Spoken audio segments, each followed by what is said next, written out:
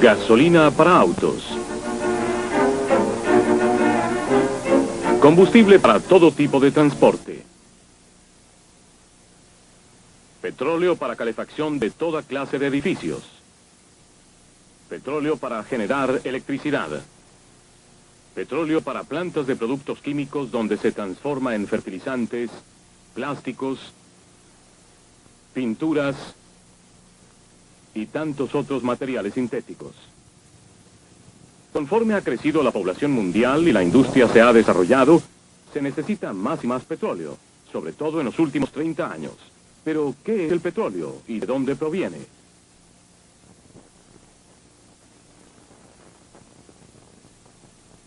Esto es petróleo crudo.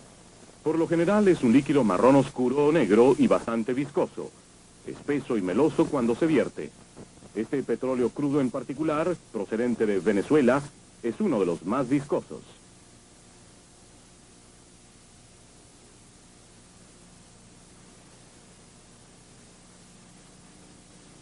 El petróleo del Mar del Norte, por otra parte, es uno de los más ralos o menos densos.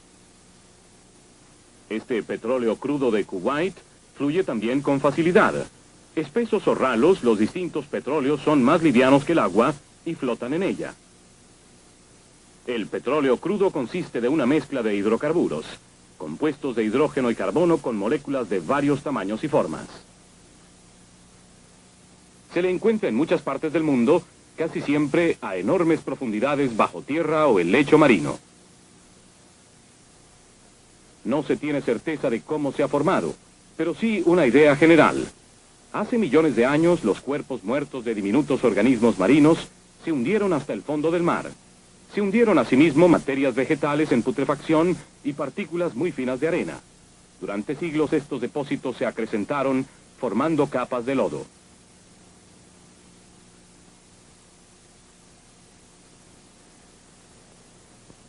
Las capas inferiores sufrían el peso de las superiores. Gradualmente se vieron comprimidas hasta constituirse en una roca denominada sedimentaria. Las materias animales y vegetales, embebidas en las capas, se vieron sometidas a una presión y un calor crecientes. Esto las transformó en gases y líquidos de hidrocarbonos.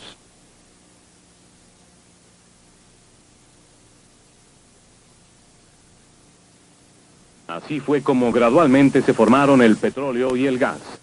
Las capas de roca conteniendo el petróleo y las cercanas eran porosas, es decir, como una esponja. El petróleo y el gas penetraron las porosidades y se esparcieron por las rocas. Muy lentamente, a lo largo de millones de años, el petróleo se fue acumulando en las rocas. La formación de petróleo siempre se inició bajo mares poco profundos. Una zona buena fue el Golfo de México, donde hace muchos millones de años el agua era rica en vida animal, y donde el cieno de los ríos enterraba los organismos muertos en el lecho marino. Pero la posición de tales mares nunca ha sido fija. América del Norte y otros continentes han cambiado de forma continuamente desde su formación. En muchos lugares, antiguos lechos marinos se elevaron y las aguas retrocedieron. De ahí que en el Medio Oriente y en otras partes se encuentran depósitos petrolíferos atrapados a centenares de metros bajo la superficie terrestre. Dentro de las capas de roca, el gas y el petróleo no siempre permanecieron donde se formaron. Si había grietas o las rocas eran porosas hasta la superficie, entonces el petróleo podía abrirse paso hasta el nivel del suelo. Las moléculas de petróleo más livianas se evaporarían y quedaría un lago de alquitrán. Un ejemplo de tal fenómeno se encuentra en Trinidad. Sin embargo, tales fenómenos son raros. En la mayoría de los casos, el petróleo se topaba finalmente con una capa de roca que no podía atravesar. Esta roca era impermeable al petróleo. De ahí que bajo esta capa el petróleo y el gas se veían atrapados y se acumulaban lentamente.